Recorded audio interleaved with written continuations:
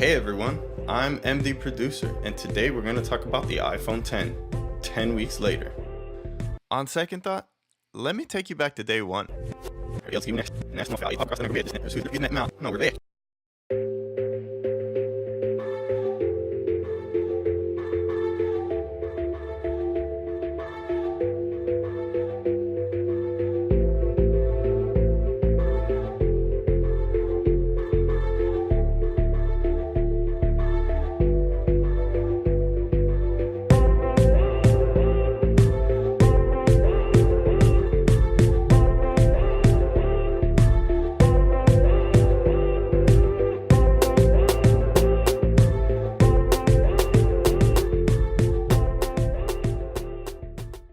Face ID is absolutely amazing. It works almost every single time.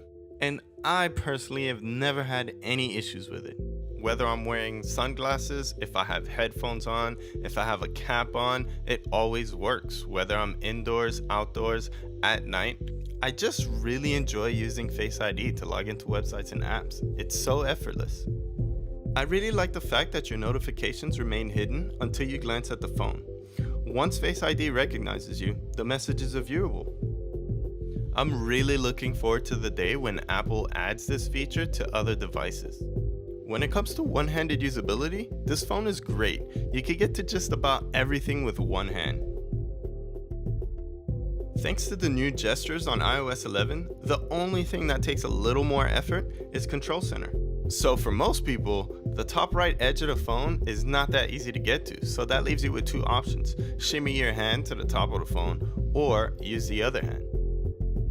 The screen size is a little tricky. Technically, it's larger than the iPhone 8 Plus, but when you're talking about usable screen space on the iPhone 10, you actually get less content on apps like Twitter, Instagram, Facebook, and most other social media apps. And when it comes to watching YouTube, the videos are definitely smaller compared to the iPhone Plus models. Apple did a lot of work to make sure that their first OLED screen is top notch. Speaking of the notch, when it comes to the notch, you kind of forget it's there until you're ready to watch a full screen video or play a game in full screen. Then it sticks out like a sore thumb. At this point, quite a few apps still haven't been optimized for the iPhone 10 screen yet, but that will continue to improve over time, so it's not a deal breaker. To me, the screen is the best part of the phone, and it's very important because that's how you interact with the phone, and it's also how you view your content. Now, comparing that to Samsung's edgeless screen design, the Galaxy S8 and the Galaxy S8 Plus are more aesthetically pleasing.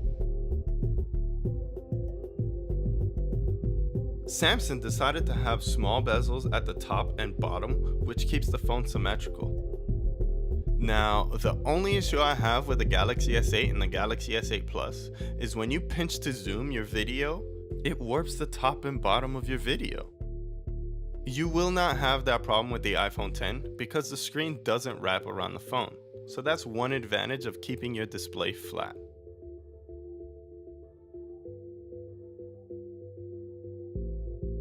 So when it comes to build quality, this is a very high quality built phone. They have glass on the front, glass on the back, stainless steel around the sides, and this year Apple is claiming the strongest and the most durable glass ever, and that's no surprise. Just like every other year, the glass is just gonna keep getting stronger.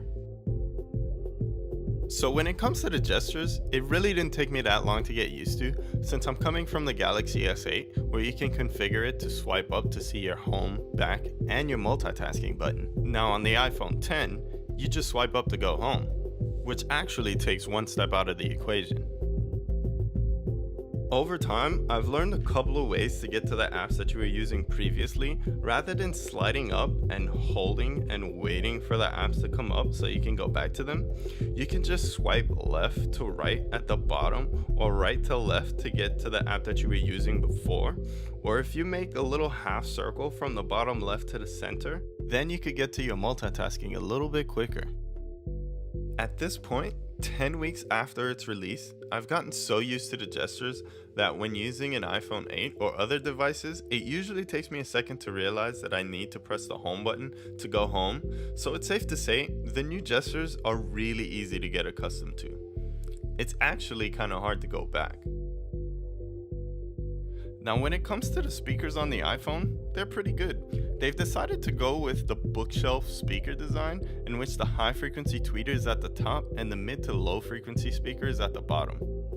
In my opinion, it actually sounds better when you're holding the phone upright if you're listening to music, but once you turn it horizontal, then it sounds a little weird. You have high frequencies on the left side and a more full range speaker on the right side. So at the end of the day, I think this is the best iPhone in a while. The cameras are great, portrait mode when it works is astonishing, and the battery life is good enough to last a normal workday, but with heavy usage, you'll probably be looking for a charger by 9 p.m. Thank you for watching, and let me know what you think in the comments down below. If you like what you saw, please give it a thumbs up, and remember to subscribe.